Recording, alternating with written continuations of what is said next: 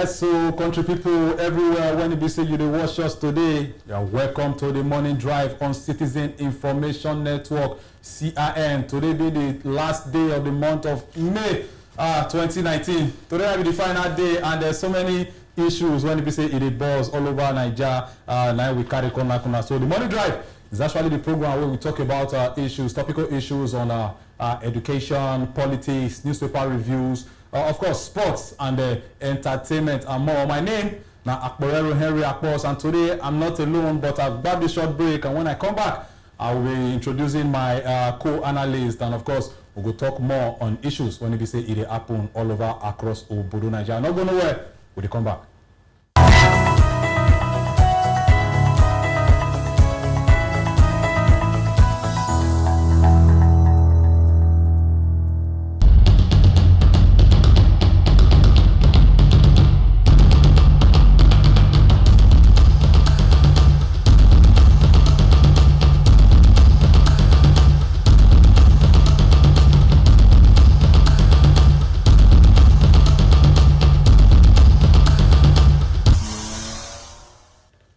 Okay, now welcome back. This is the Morning Drive on Citizen Information Network, CIN. And of course, like I said earlier, I'm not alone. In the studio today, I have my co-analyst, Rebecca Irabo.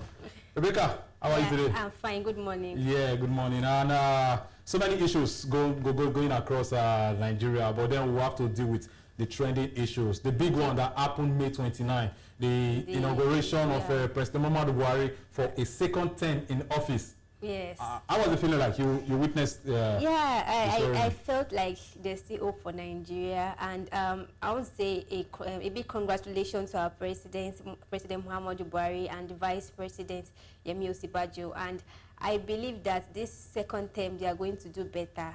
And I'm just hopeful about this second term that it's going to be far better than its first term. Yes. When you like enumerate Buhari's first administration, 4 years, 2015 to 2019, how would you sum it up? Like, how do you see his administration? Do you think he did fairly better than his predecessors, or how would you sum it up? Yes, when he first started, he told us it was going to eradicate corruption and all. And during his first term, he showed us that he could actually do better in that area, and he did a lot of things in shunning corruption in the country. And this term, apart from concentrating on eradicating corruption, he also has some things that he also wants to attend to in the country. But analyzing his first term, he really did a good job in putting an end to corruption. If not totally, he made a great effort in doing that. But then looking at corruption, all of us were so engulfed with this corruption fight. It's going to end corruption. It's going to end that.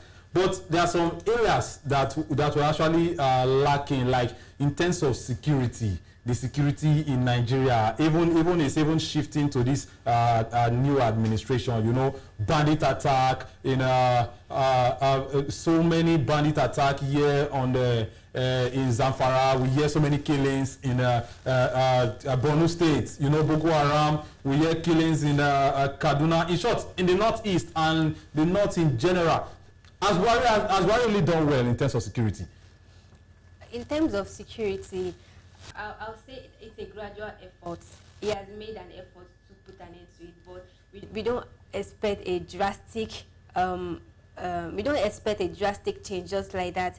And looking at this second term, so many expectations from his government, and I would say that his first term he actually concentrated more on putting an end to corruption. But I hope that this second term he pays attention to things that are more important. In terms of security, yes, he's still lagging behind in that area. But in this second term, I hope he's going to do more. He's going to do better. Yes, talking about him doing more, kudos to Buhari for the new minimum wage, that was implemented a few weeks ago. I think that's actually one area that Nigerian workers, if you can settle the workers, then if workers have satisfaction, I think they will have more mind, more energy to carry out their duties. Now, when we heard about the new minimum wage implementation, no, Minister for Works, Christine Gige, when we heard about his implementation, did you actually thought that it was long overdue? Was it long overdue for the Nigerian workers to have that increase in salary with the way that things are, price of goods and services? The minimum wage, the increment came a little bit late. It's something that they ought to have done since.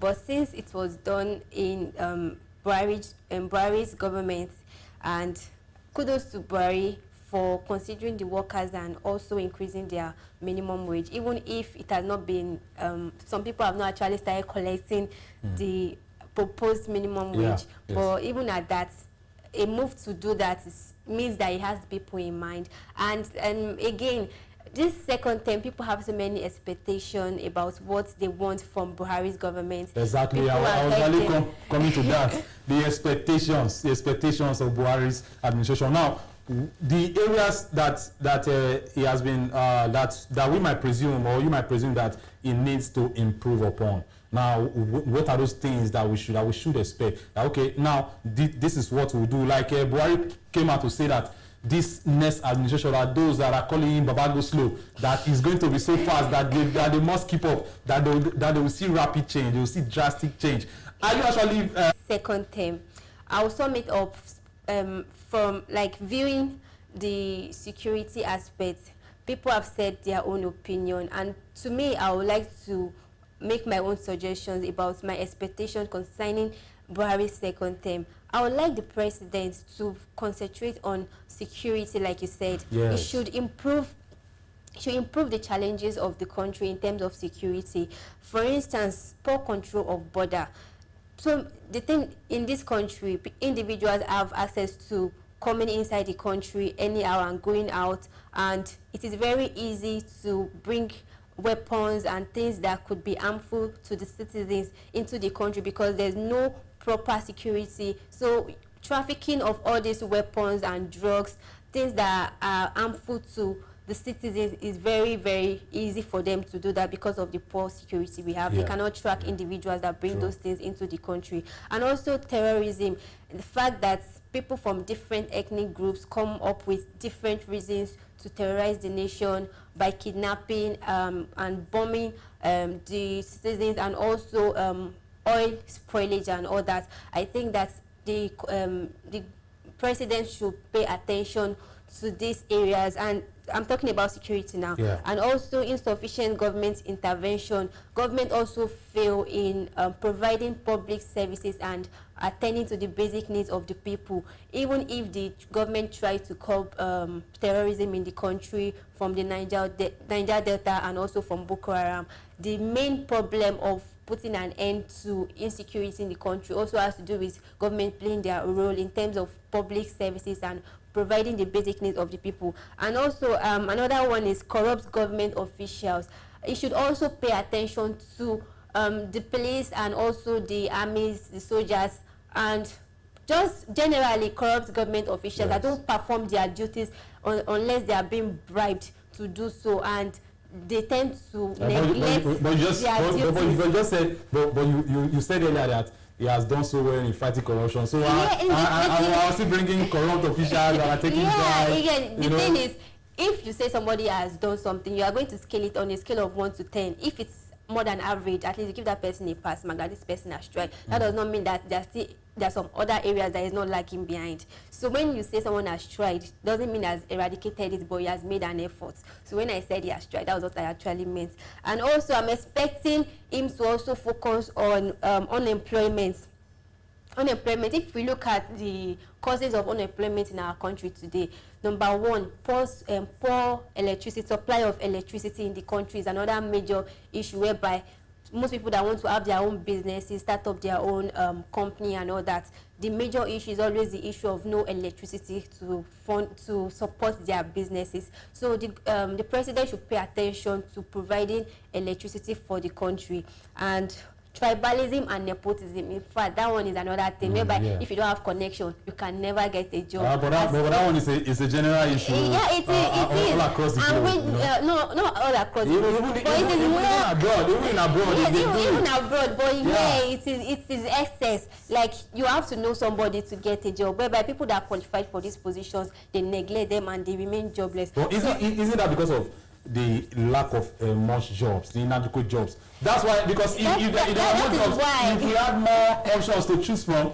we won't be waiting for. That is why people that are qualified, not because I have one uncle that works here, I have connection and all that. It doesn't. That's why the country is not growing, because people that are there, they are not competent, they are not good enough for that position, but they are there because they know someone. So if you put someone that you know that this person can do this job, this person is qualified for this position, this person is going to be effective in that position, and it's going to aid the development of the country at large. So the president should also pay attention to that area. And also in terms of negligence of agriculture, the fact that youth don't want to, not just youth, people don't want to go into agriculture because everybody's looking for white collar jobs. Yes, everybody wants to work in the office, everybody wants to work in a beautiful office, everybody wants to feel among and all that, and nobody wants to go to the field and work. So I think more orientation and more awareness should be made, and government should also support in funding agricultural facilities and all that, whereby even people that have interest in going into that, they know that there are government funding programs that can aid the success of their business in that area. And lastly, in terms of education, you know, when like more than average population of the country is educated, then there'll be reduction of poverty and all in the country. So the government should pay attention to funding education. There are so many schools in the country that they lack funds, they lack classrooms, they lack equipment to educate the children and all. So President Muhammadu Buhari should pay attention to eradicating poor education in the country. So yes, I think in terms of that education issue, that brings me to the story of education in Nigeria, how dilapidated schools are, the nature of the Nigerian school, the public schools to be precise, the kind of infrastructure that we see, because that Success Adego in Sapele that went viral because she didn't pay school fees, and then they sent her home. You know, she's actually a student of the primary school that I attended in Sapele Okutiebo primary school. So I went home, and then we saw so many reports about government doing renovation in the school. We saw it on the news, so I felt I should see it myself. So I went to the school, and lo and behold, the picture that I saw wasn't really good. You can see that video on our website, and of course is also on our YouTube channel. The schools, the proposed innovations that were going on, nothing was there. They've even turned that school into a public toilet because there were feces everywhere. People were defecating everywhere. I think government, yes, that's the video you're seeing now. I think government must try and do more in those areas, not just coming out with those propaganda and saying that we are doing this, we are doing that, but then it's just all on paper. It's not good enough. This administration must do more. And also, I also like to touch on the aspect of agriculture. I beg, Nigerians, make we farm. Land day, we sabi this thing. They focus on only white collar jobs. You know, there's so much money in agriculture. There's so much money in poultry. There's so much money in cassava. You know, you do these things, and then you'll be surprised how much you make. You don't have to go and find jobs from one person, and then you say that they're not giving me a job. The depression starts setting in. Please, it's not nice. We should do more, and the government must pay attention to all this. And in terms of security, Nigerians must help this administration too. I mean, the government cannot do it all. Government can't do it all. Nigerians must help. You know, if you get information about crimes, about bandits, you pass this information out. Let people know. You know, like, Oga, see this person from my area, or CCCO, please come and check this person. You know, because it's not nice that you are living around bandits and armed robbers. And of course, for food population, I beg, make we not born too much. Nigerians, we like producing children. Our population is increasing, as in the percentage is so high. You know, we very in no distant time now we'll turn to China. because the jobs are not there. But then the parents, what do? They keep giving birth. I think there should be birth control in this administration, you know. Yeah. Let the births, let's more reduce and small.